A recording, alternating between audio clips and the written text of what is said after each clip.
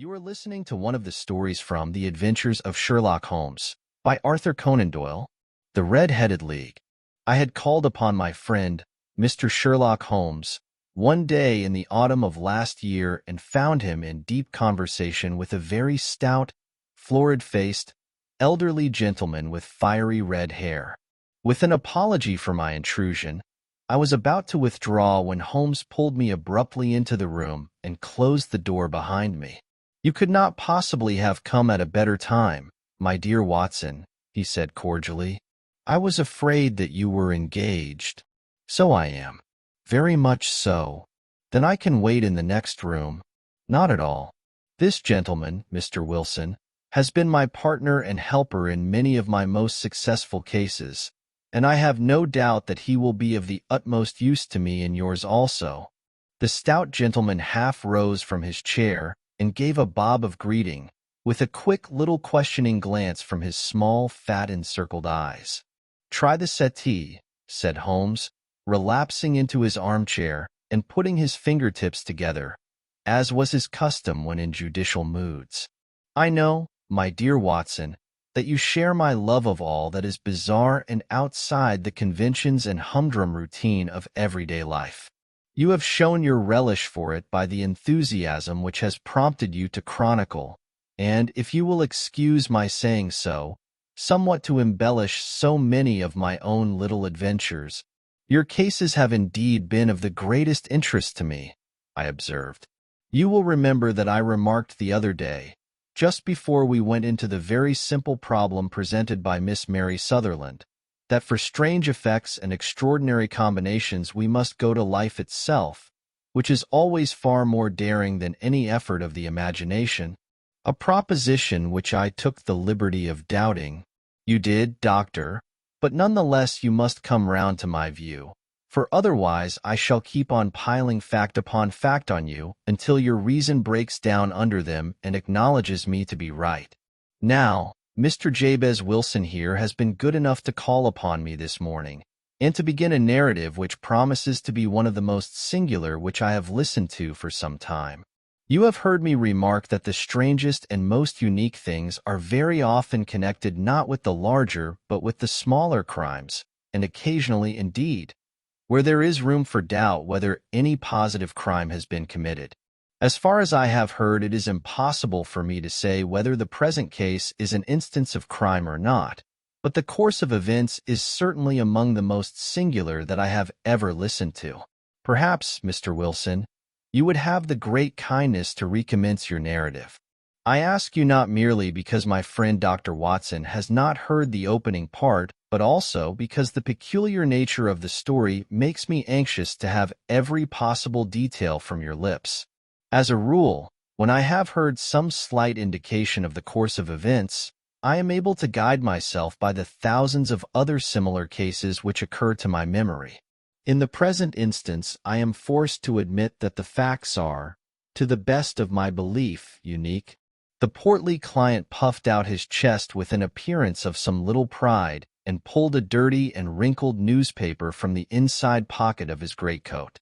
As he glanced down the advertisement column, with his head thrust forward and the paper flattened out upon his knee, I took a good look at the man and endeavored, after the fashion of my companion, to read the indications which might be presented by his dress or appearance. I did not gain very much, however, by my inspection. Our visitor bore every mark of being an average commonplace British tradesman, obese, pompous, and slow. He wore rather baggy gray shepherd's check trousers, a not over-clean black frock coat, unbuttoned in the front, and a drab waistcoat with a heavy brassy Albert chain, and a square pierced bit of metal dangling down as an ornament. A frayed top hat and a faded brown overcoat with a wrinkled velvet collar lay upon a chair beside him. Altogether, look as I would, there was nothing remarkable about the man save his blazing red head, and the expression of extreme chagrin and discontent upon his features. Sherlock Holmes' quick eye took in my occupation, and he shook his head with a smile as he noticed my questioning glances. Beyond the obvious facts that he has at some time done manual labor, that he takes snuff, that he is a Freemason, that he has been in China, and that he has done a considerable amount of writing lately. I can deduce nothing else. Mr. Jabez Wilson started up in his chair, with his forefinger upon the paper, but his eyes upon my companion. How, in the name of good fortune, did you know all that, Mr. Holmes? He asked. How did you know, for example, that I did manual labor? It's as true as gospel, for I began as a ship's carpenter. Your hands, my dear sir. Your right hand is quite a size larger than your left. You have worked with it, and the muscles are more developed. Well, the snuff, then, and the Freemasonry? I won't insult your intelligence by telling you how I read that, especially as, rather against the strict rules of your order, you use an arc and compass breastpin. Ah, of course, I forgot that. But the writing? What else can be indicated by that right cuff so very shiny for 5 inches, and the left one with the smooth patch near the elbow where you rested upon the desk? Well, but China? The fish that you have tattooed immediately above your right wrist could only have been done in China. I have made a small study of tattoo marks and have even contributed to the literature of the subject. That trick of staining the fish's scales of a delicate pink is quite peculiar to China. When, in addition, I see a Chinese coin hanging from your watch chain, the matter becomes even more simple. Mr. Jabez Wilson laughed heavily. Well, I never, said he. I thought at first that you had done something clever, but I see that there was nothing in it after all. I begin to think, Watson, said Holmes, that I make a mistake in explaining. Omni ignotum pro magnifico, you know, and my poor little reputation, such as it is, will suffer a shipwreck if I am so candid. Can you not find the advertisement, Mr. Wilson? Yes, I have got it now, he answered with his thick red finger planted halfway down the column. Here it is. This is what began it all. You just read it for yourself, sir. I took the paper from him and read as follows. To the Red-Headed League.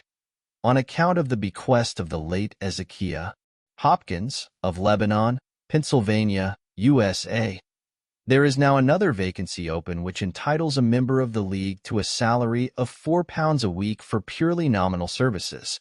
All red-headed men who are sound in body and mind and above the age of 21 years are eligible. Apply in person on Monday at 11 o'clock to Duncan Ross at the offices of the League, 7 Pope's Court, Fleet Street. What on earth does this mean? I ejaculated after I had twice read over the extraordinary announcement. Holmes chuckled and wriggled in his chair, as was his habit when in high spirits. It is a little off the beaten track, isn't it? Said he. And now, Mr. Wilson, off you go at scratch and tell us all about yourself, your household, and the effect which this advertisement had upon your fortunes. You will first make a note, Doctor, of the paper and the date. It is the Morning Chronicle of April 27th, 1890. Just 2 months ago. Very good. Now, Mr. Wilson? Well, it is just as I have been telling you, Mr. Sherlock Holmes, said Jabez Wilson, mopping his forehead. I have a small pawnbroker's business at Coburg Square, near the city. It's not a very large affair, and of late years it has not done more than just give me a living. I used to be able to keep 2 assistants, but now I only keep 1, and I would have a job to pay him, but that he is willing to come for half wages so as to learn the business. What is the name of this obliging youth? Asked Sherlock Holmes. His name is Vincent Spaulding, and he's not such a youth either. It's hard to say his age. I should not wish a smarter assistant, Mr. Holmes, and I know very well that he could better himself and earn twice what I am able to give him. But, after all, if he is satisfied, why should I put ideas in his head? Why, indeed? You seem most fortunate in having an employee who comes under the full market price. It is not a common experience among employers in this age. I don't know that your assistant is not as remarkable as your advertisement. Oh, he has his faults too, said Mr. Wilson. Never was such a fellow for photography. snapping away with a camera when he ought to be improving his mind, and then diving down into the cellar like a rabbit into its hole to develop his pictures. That is his main fault, but on the whole he's a good worker. There's no vice in him. He is still with you, I presume? Yes, sir. He and a girl of 14, who does a bit of simple cooking and keeps the place clean. That's all I have in the house, for I am a widower and never had any family. We live very quietly, sir, the three of us, and we keep a roof over our heads and pay our debts, if we do nothing more. The first thing that put us out was that advertisement. Spaulding. He came down into the office just this day 8 weeks, with this very paper in his hand, and he says, "I wish to the Lord, Mr. Wilson, that I was a red-headed man." "Why that?" I asked. "Why," says he, "here's another vacancy on the League of the Red-Headed Men. It's worth quite a little fortune to any man who gets it, and I understand that there are more vacancies than there are men, so that the trustees are at their wits' end what to do with the money. If my hair would only change color, here's a nice little crib all ready for me to step into." "Why, what is it then?" I asked. "You see, Mr. Holmes, I am a very stay-at-home man, and as my business came to me instead of my having to go to it, I was often weeks on end without putting my foot over the doormat. In that way I didn't know much of what was going on outside, and I was always glad of a bit of news." "Have you never heard of the League of the Red-Headed Men?" he asked with his eyes open. "Never." "Why, I wonder at that, for you are eligible yourself for one of the vacancies. And what are they worth?" I asked. "Oh, merely a couple of hundred a year, but the work is slight, and it need not interfere very much with one's other occupations." Well, you can easily think that that made me prick up my ears, for the business has not been over good for some years, and an extra couple of hundred would have been very handy. "Tell me all about it," said I. "Well," said he, showing me the advertisement, "you can see for yourself that the League has a vacancy, and there is the address where you should apply for particulars. As far as I can make out, the League was founded by an American millionaire, Ezekiah Hopkins, who was very peculiar in his ways. He was himself red-headed, and he had a great sympathy for all red-headed men. So when he died, it was found that he had left his enormous fortune in the hands of trustees, with instructions to apply the interest to the providing of easy berths to men whose hair is of that color. From all I hear, it is splendid pay and very little to do." "But," said I, "there would be millions of red-headed men who would apply." "Not as many as you might think," he answered. "You see, it is really confined to Londoners and to grown men." This American had started from London when he was young, and he wanted to do the old town a good turn. Then, again, I have heard it is no use applying if your hair is light red, or dark red, or anything but real bright, blazing, fiery red. Now, if you cared to apply, Mr. Wilson, you would just walk in. But perhaps it would hardly be worth your while to put yourself out of the way for the sake of a few £100. Now, it is a fact, gentlemen, as you may see for yourselves, that my hair is of a very full and rich tint, so that it seemed to me that if there was to be any competition in the matter, I stood as good a chance as any man that I had ever met.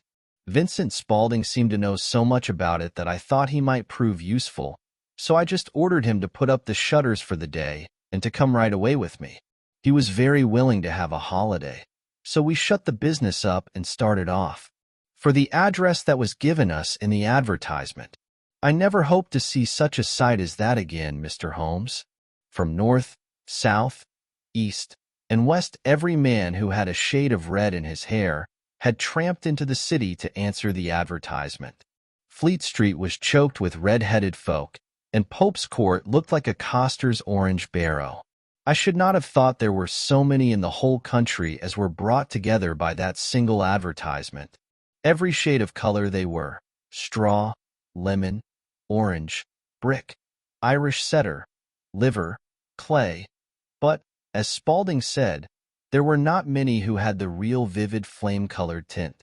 When I saw how many were waiting, I would have given it up in despair, but Spaulding would not hear of it. How he did it I could not imagine, but he pushed and pulled and butted until he got me through the crowd and right up to the steps which led to the office. There was a double stream upon the stair, some going up in hope and some coming back dejected, but we wedged in as well as we could and soon found ourselves in the office. "Your experience has been a most entertaining one," remarked Holmes as his client paused and refreshed his memory with a huge pinch of snuff. "Pray continue your very interesting statement." There was nothing in the office but a couple of wooden chairs and a deal table, behind which sat a small man with a head that was even redder than mine. He said a few words to each candidate as he came up, and then he always managed to find some fault in them which would disqualify them. Getting a vacancy did not seem to be such a very easy matter, after all. However, when our turn came, the little man was much more favorable to me than to any of the others, and he closed the door as we entered, so that he might have a private word with us. "This is Mr. Jabez Wilson," said my assistant, "and he is willing to fill a vacancy in the League." "And he is admirably suited for it," the other answered. "He has every requirement. I cannot recall when I have seen anything so fine." He took a step backward, cocked his head on one side, and gazed at my hair until I felt quite bashful. Then suddenly he plunged forward, wrung my hand, and congratulated me warmly on my success. "It would be injustice to hesitate," said he. "You will, however, I am sure, excuse me for taking an obvious precaution." With that he seized my hair in both his hands and tugged until I yelled with the pain. "There is water in your eyes," said he as he released me. "I perceive that all is as it should be. But we have to be careful, for we have twice been deceived by wigs and once by paint. I could tell you tales of cobbler's wax which would disgust you with human nature." He stepped over to the window and shouted through it at the top of his voice that the vacancy was filled. A groan of disappointment came up from below, and the folk all trooped away in different directions until there was not a redhead to be seen except my own and that of the manager. "My name," said he, "is Mr. Duncan Ross, and I am myself one of the pensioners upon the fund left by our noble benefactor. Are you a married man, Mr. Wilson? Have you a family?" I answered that I had not. His face fell immediately. "Dear me," he said gravely, "that is very serious indeed. I am sorry to hear you say that." The fund was, of course, for the propagation and spread of the redheads, as well as for their maintenance. "It is exceedingly unfortunate that you should be a bachelor." My face lengthened at this, Mr. Holmes, for I thought that I was not to have the vacancy after all. But after thinking it over for a few minutes, he said that it would be all right. "In the case of another," said he, "the objection might be fatal, but we must stretch a point in favor of a man with such a head of hair as yours. When shall you be able to enter upon your new duties?" "Well, it is a little awkward, for I have a business already," said I. "Oh, never mind about that, Mr. Wilson," said Vincent Spaulding. "I should be able to look after that for you." "What would be the hours?" I asked. 10 to 2. "Now a pawnbroker's business is mostly done of an evening, Mr. Holmes, especially Thursday and Friday evening, which is just before payday. So it would suit me very well to earn a little in the mornings. Besides, I knew that my assistant was a good man, and that he would see to anything that turned up." "That would suit me very well," said I. "And the pay?" "Is £4 a week." "And the work?" "Is purely nominal." "What do you call purely nominal?" "Well, you have to be in the office, or at least in the building, the whole time. If you leave, you forfeit your whole position forever. The will is very clear upon that point. You don't comply with the conditions if you budge from the office during that time. It's only 4 hours a day, and I should not think of leaving," said I. "No excuse will avail," said Mr. Duncan Ross. "Neither sickness nor business nor anything else. There you must stay, or you lose your billet." "And the work?" "Is to copy out that Encyclopedia Britannica. There is the first volume of it in that press. You must find your own ink, pens, and blotting paper, but we provide this table and chair. Will you be ready tomorrow? Certainly, I answered. Then, goodbye, Mr. Jabez Wilson, and let me congratulate you once more on the important position which you have been fortunate enough to gain. He bowed me out of the room, and I went home with my assistant, hardly knowing what to say or do. I was so pleased at my own good fortune. Well, I thought over the matter all day, and by evening I was in low spirits again. For I had quite persuaded myself that the whole affair must be some great hoax or fraud, though what its object might be I could not imagine. It seemed altogether past belief that anyone could make such a will, or that they would pay such a sum for doing anything so simple as copying out the Encyclopedia Britannica. Vincent Spaulding did what he could to cheer me up, but by bedtime I had reasoned myself out of the whole thing. However, in the morning I determined to have a look at it anyhow, so I bought a penny bottle of ink, and with a quill pen and 7 sheets of foolscap paper, I started off for Pope's Court. Well, to my surprise and delight, everything was as right as possible. The table was set out ready for me, and Mr. Duncan Ross was there to see that I got fairly to work. He started me off upon the letter A, and then he left me, but he would drop in from time to time to see that all was right with me. At 2 o'clock he bade me good day, complimented me upon the amount that I had written, and locked the door of the office after me. This went on day after day, Mr. Holmes, and on Saturday the manager came in and planked down 4 golden sovereigns for my week's work. It was the same next week, and the same the week after. Every morning I was there at 10, and every afternoon I left at 2. By degrees Mr. Duncan Ross took to coming in only once a morning, and then, after a time, he did not come in at all. Still, of course, I never dared to leave the room for an instant, for I was not sure when he might come, and the billet was such a good one, and suited me so well that I would not risk the loss of it. 8 weeks passed like this, and I had written about abbots and archery and armor and architecture and Attica, and hoped with diligence that I might get on to the bees before very long. It cost me something in foolscap, and I had pretty nearly filled a shelf with my writings. And then suddenly the whole business came to an end. To an end? Yes, sir, and no later than this morning. I went to my work as usual at 10 o'clock, but the door was shut and locked, with a little square of cardboard hammered onto the middle of the panel with a tack. Here it is, and you can read for yourself. He held up a piece of white cardboard about the size of a sheet of notepaper. It read in this fashion: "The Red-Headed League is dissolved October 9th, 1890. Sherlock Holmes and I surveyed this curt announcement and the rueful face behind it, until the comical side of the affair so completely overtopped every other consideration that we both burst out into a roar of laughter. I cannot see that there is anything very funny," cried our client, flushing up to the roots of his flaming head.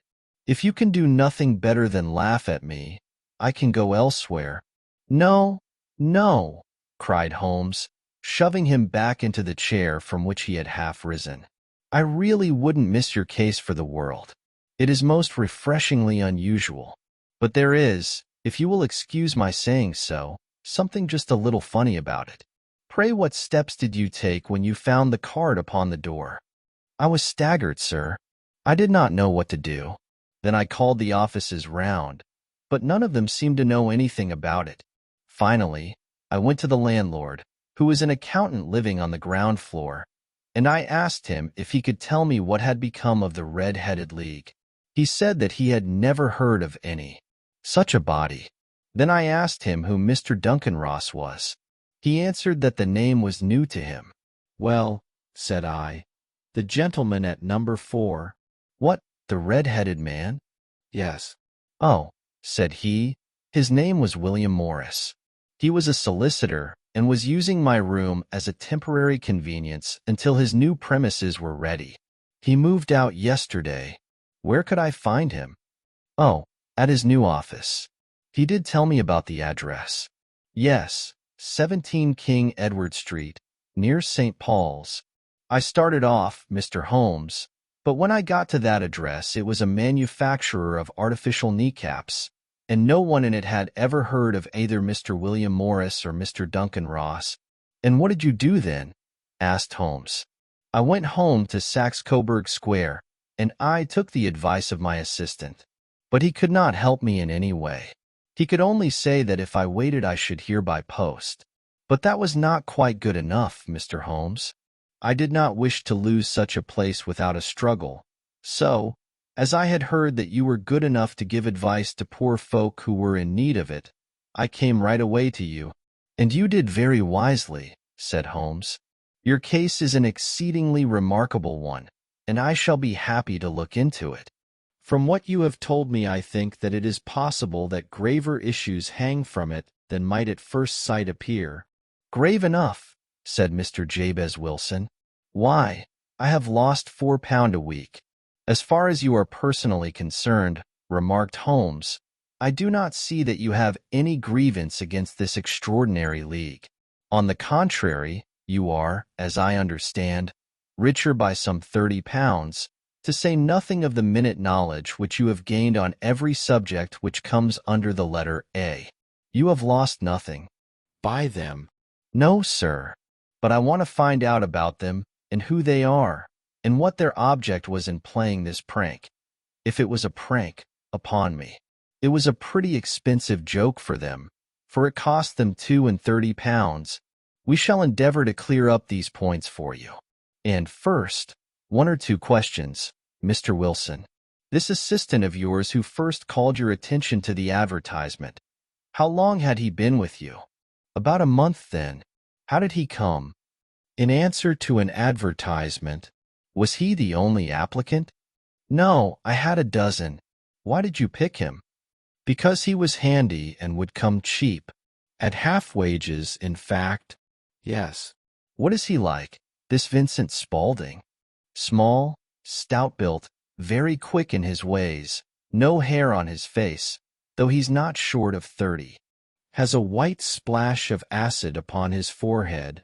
Holmes sat up in his chair in considerable excitement. I thought as much, he said.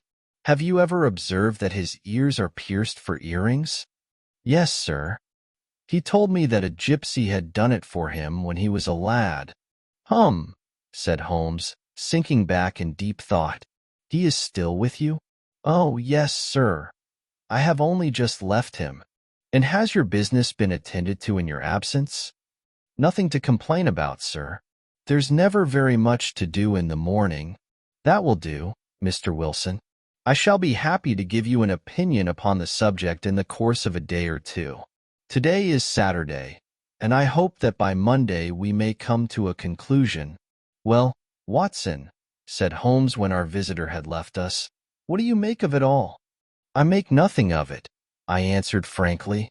It is a most mysterious business. As a rule, said Holmes, the more bizarre a thing is the less mysterious it proves to be. It is your commonplace, featureless crimes which are really puzzling, just as a commonplace face is the most difficult to identify. But I must be prompt over this matter. What are you going to do, then? I asked. To smoke, he answered. It is quite a three-pipe problem, and I beg that you won't speak to me for 50 minutes. He curled himself up in his chair, with his thin knees drawn up to his hawk-like nose, and there he sat with his eyes closed and his black clay pipe thrusting out like the bill of some strange bird. I had come to the conclusion that he had dropped asleep, and indeed was nodding myself, when he suddenly sprang out of his chair with the gesture of a man who has made up his mind and put his pipe down upon the mantelpiece. Sarasate plays at the St. James's Hall this afternoon, he remarked. What do you think, Watson? Could your patient spare you for a few hours? I have nothing to do today. My practice is never very absorbing. Then put on your hat and come. I am going through the city first, and we can have some lunch on the way. I observe that there is a good deal of German music on the program, which is rather more to my taste than Italian or French. It is introspective, and I want to introspect. Come along. We traveled by the underground as far as Aldersgate, and a short walk, took us to Saxe-Coburg Square, the scene of the singular story which we had listened to in the morning. It was a poky, little, shabby-genteel place, where 4 lines of dingy 2-storied brick houses looked out into a small railed-in enclosure, where a lawn of weedy grass and a few clumps of faded laurel bushes made a hard fight against a smoke-laden and uncongenial atmosphere. 3 gilt balls and a brown board with Jabez Wilson in white letters upon a corner house announced the place where our red-headed client carried on his business. Sherlock Holmes stopped in front of it with his head on one side and looked it all over, with his eyes shining brightly between puckered lids. Then he walked slowly up the street and then down again to the corner, still looking keenly at the houses. Finally he returned to the pawnbroker's, and, having thumped vigorously upon the pavement with his stick 2 or 3 times, he went up to the door and knocked. It was instantly opened by a bright-looking, clean-shaven young fellow, who asked him to step in. "Thank you," said Holmes. "I only wished to ask you how you would go from here to the Strand." "3rd right, 4th left," answered the assistant promptly, closing the door. "Smart fellow that," observed Holmes as we walked away. "He is, in my judgment, the 4th smartest man in London, and for daring I am not sure that he has not a claim to be 3rd. I have known something of him before." "Evidently," said I, "Mr. Wilson's assistant counts for a good deal in this mystery of the Red-Headed League. I am sure that you inquired your way merely in order that you might see him." "Not him." "What then?" "The knees of his trousers." "And what did you see?" "What I expected to see." "Why did you beat the pavement?" "My dear doctor, this is a time for observation, not for talk. We are spies in an enemy's country. We know something of Saxe-Coburg Square. Let us now explore the parts which lie behind it." The road in which we found ourselves as we turned round the corner from the retired Saxe-Coburg Square presented as great a contrast to it as the front of a picture does to the back. It was one of the main arteries which conveyed the traffic of the city to the north and west. The roadway was blocked with the immense stream of commerce flowing in a double tide inward and outward, while the footpaths were black with the hurrying swarm of pedestrians. It was difficult to realize as we looked at the line of fine shops and stately business premises that they really abutted on the other side upon the faded and stagnant square which we had just quitted. "Let me see," said Holmes, standing at the corner and glancing along the line. "I should just remember the order of the houses here. It is a hobby of mine to have an exact knowledge of London. There is Mortimer's, the tobacconist, the little newspaper shop, the Coburg branch of the City and Suburban Bank, the vegetarian restaurant, and McFarland's carriage-building depot. That carries us right on to the other block.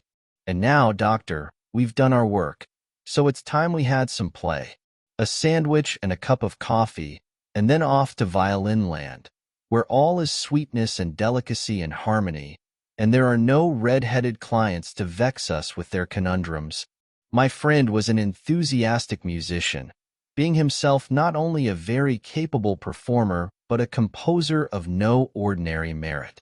All the afternoon he sat in the stalls wrapped in the most perfect happiness, gently waving his long, thin fingers in time to the music, while his gently smiling face and his languid, dreamy eyes were as unlike those of Holmes the sleuth-hound, Holmes the relentless, keen-witted, ready-handed criminal agent, as it was possible to conceive.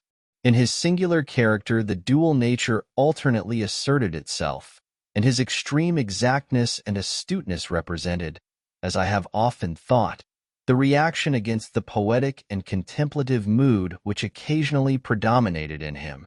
The swing of his nature took him from extreme languor to devouring energy, and, as I knew well, he was never so truly formidable as when, for days on end, he had been lounging in his armchair amid his improvisations and his black-letter editions.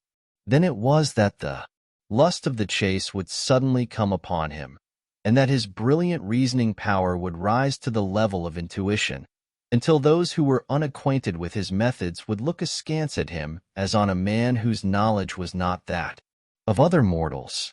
When I saw him that afternoon so enwrapped in the music at St. James's Hall, I felt that an evil time might be coming upon those whom he had set himself to hunt down. "You want to go home, no doubt, Doctor," he remarked as we emerged. "Yes, it would be as well. And I have some business to do which will take some hours." "This business at Coburg Square is serious." "Why serious?" "A considerable crime is in contemplation. I have every reason to believe that we shall be in time to stop it. But today being Saturday rather complicates matters. I shall want your help tonight." "At what time?" "10 will be early enough. I shall be at Baker Street at 10. "Very well. And, I say, Doctor, there may be some little danger, so kindly put your army revolver in your pocket." He waved his hand, turned on his heel, and disappeared in an instant among the crowd. I trust that I am not more dense than my neighbors, but I was always oppressed with a sense of my own stupidity in my dealings with Sherlock Holmes. Here I had heard what he had heard. I had seen what he had seen, and yet from his words it was evident that he saw clearly not only what had happened, but what was about to happen, while to me the whole business was still confused and grotesque. As I drove home to my house in Kensington, I thought over it all, from the extraordinary story of the red-headed copier of the encyclopedia down to the visit to Saxe-Coburg Square, and the ominous words with which he had parted from me. What was this nocturnal expedition, and why should I go armed? Where were we going, and what are we to do? I had the hint from Holmes that this smooth-faced pawnbroker's assistant was a formidable man, a man who might play a deep game. I tried to puzzle it out, but gave it up in despair and set the matter aside until night should bring an explanation. It was 9:15 when I started from home and made my way across the park, and so through Oxford Street to Baker Street. 2 hansoms were standing at the door, and as I entered the passage, I heard the sound of voices from above.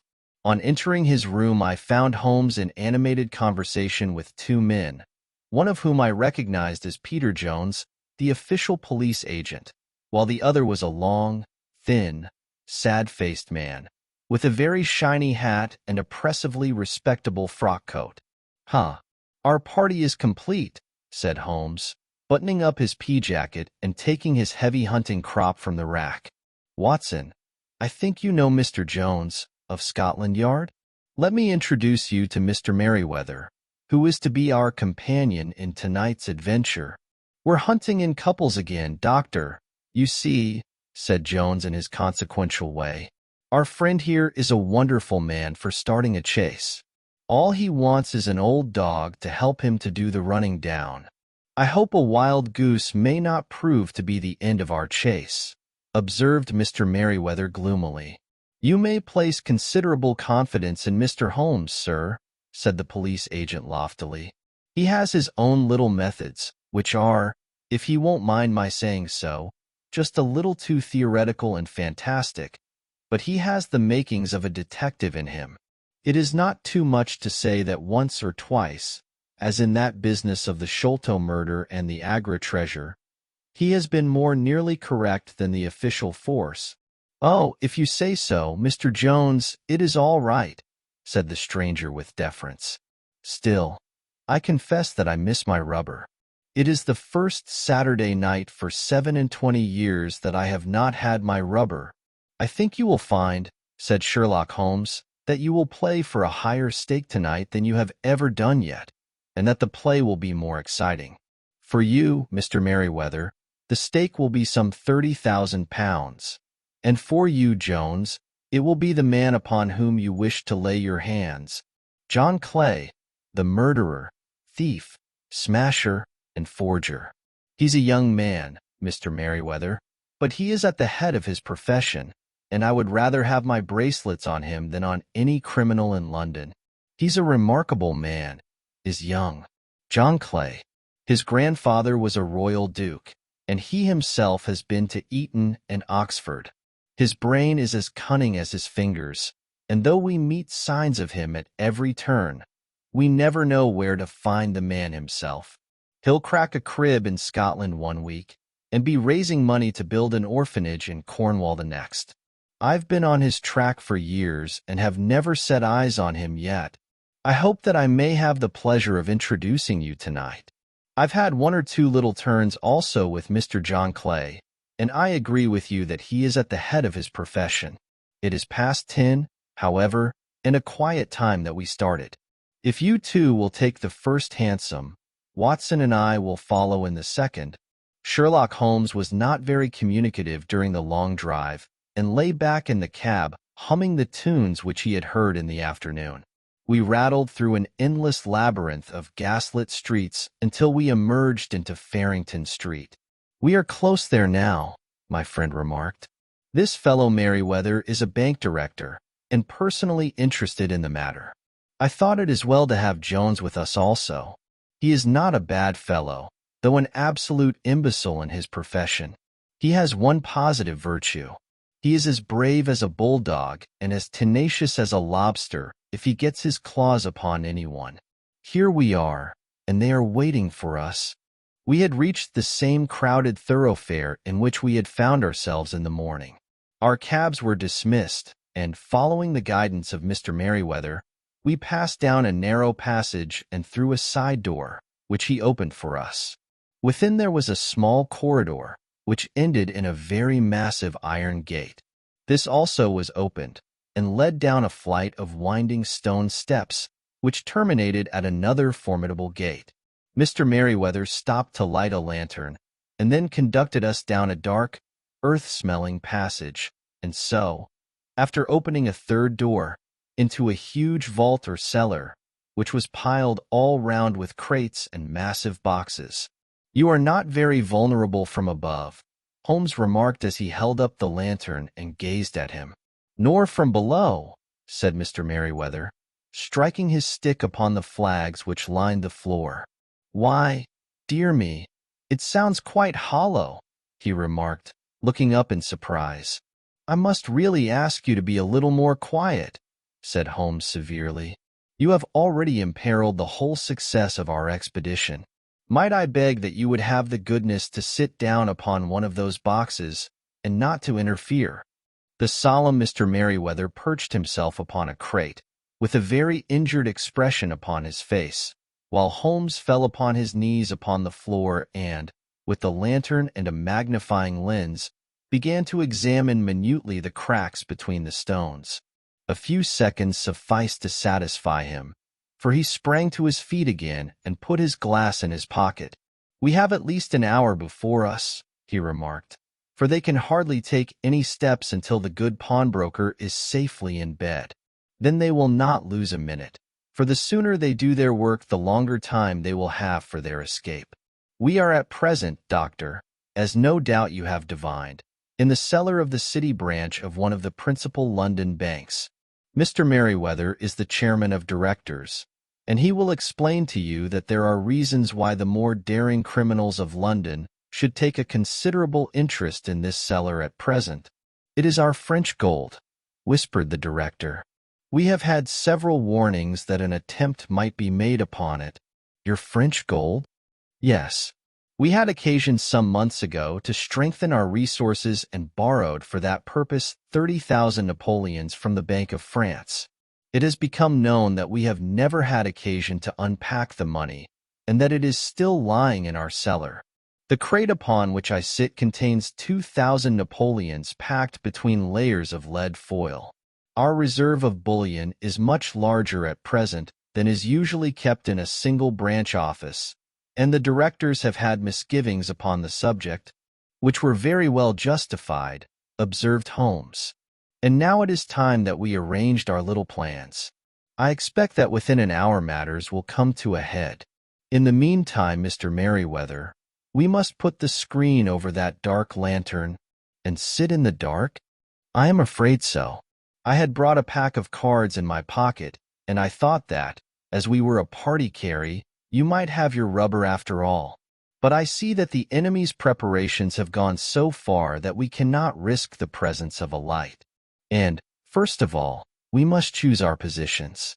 These are daring men, and though we shall take them at a disadvantage, they may do us some harm unless we are careful. I shall stand behind this crate, and do you conceal yourselves behind those. Then, when I flash a light upon them, close in swiftly.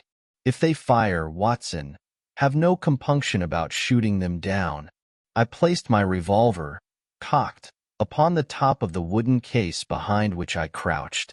Holmes shot the slide across the front of his lantern and left us in pitch darkness, such an absolute darkness as I have never before experienced. The smell of hot metal remained to assure us that the light was still there, ready to flash out at a moment's notice. To me, with my nerves worked up to a pitch of expectancy, there was something depressing and subduing in the sudden gloom, and in the cold, dank air of the vault. "They have but one retreat," whispered Holmes. "That is back through the house into Saxe-Coburg Square. I hope that you have done what I asked you, Jones. I have an inspector and 2 officers waiting at the front door. Then we have stopped all the holes. And now we must be silent and wait." What a time it seemed! From comparing notes afterwards, it was but an hour and a quarter. Yet it appeared to me that the night must have almost gone and the dawn was breaking above us. My limbs were weary and stiff, for I feared to change my position. Yet my nerves were worked up to the highest pitch of tension, and my hearing was so acute that I could not only hear the gentle breathing of my companions, but I could distinguish the deeper, heavier in-breath of the bulky Jones from the thin, sighing note of the bank director. From my position, I could look over the case in the direction of the floor. Suddenly my eyes caught the glint of a light. At first it was but a lurid spark upon the stone pavement. Then it lengthened out until it became a yellow line, and then, without any warning or sound, a gash seemed to open and a hand appeared, a white, almost womanly hand, which felt about in the center of the little area of light. For a minute or more the hand, with its writhing fingers, protruded out of the floor. Then it was withdrawn as suddenly as it appeared, and all was dark again save the single lurid spark which marked a chink between the stones. Its disappearance, however, was but momentary. With a rending, tearing sound, one of the broad, white stones turned over upon its side and left a square, gaping hole, through which streamed the light of a lantern. Over the edge there peeped a clean-cut, boyish face, which looked keenly about it, and then, with a hand on either side of the aperture, drew itself shoulder-high and waist-high, until one knee rested upon the edge. In another instant he stood at the side of the hole and was hauling after him a companion, lithe and small like himself, with a pale face and a shock of very red hair. "It's all clear," he whispered. "Have you the chisel and the bags? Great Scott! Jump, Archie, jump, and I'll swing for it." Sherlock Holmes had sprung out and seized the intruder by the collar. The other dived down the hole, and I heard the sound of rending cloth as Jones clutched at his skirts. The light flashed upon the barrel of a revolver, but Holmes' hunting crop came down on the man's wrist, and the pistol clinked upon the stone floor. "It's no use, John Clay," said Holmes blandly. "You have no chance at all." "So I see," the other answered with the utmost coolness. "I fancy that my pal is all right, though I see you have got his coat-tails. There are 3 men waiting for him at the door," said Holmes. "Oh, indeed. You seem to have done the thing very completely. I must compliment you." "And I you," Holmes answered. "Your red-headed idea was very new and effective." "You'll see your pal again presently," said Jones.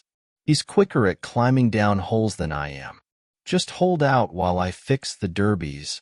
"I beg that you will not touch me with your filthy hands," remarked our prisoner as the handcuffs clattered upon his wrists. "You may not be aware that I have royal blood in my veins. Have the goodness, also, when you address me always to say sir and please." "All right," said Jones with a stare and a snigger. "Well, would you please, sir, march upstairs, where we can get a cab to carry your highness to the police station?" "That is better," said John Clay serenely. He made a sweeping bow to the three of us and walked quietly off in the custody of the detective. "Really, Mr. Holmes," said Mr. Merriweather as we followed them from the cellar, "I do not know how the bank can thank you or repay you. There is no doubt that you have detected and defeated in the most complete manner one of the most determined attempts at bank robbery that have ever come within my experience. I have had one or two little scores of my own to settle with Mr. John Clay," said Holmes. "I have been at some small expense over this matter, which I shall expect the bank to refund.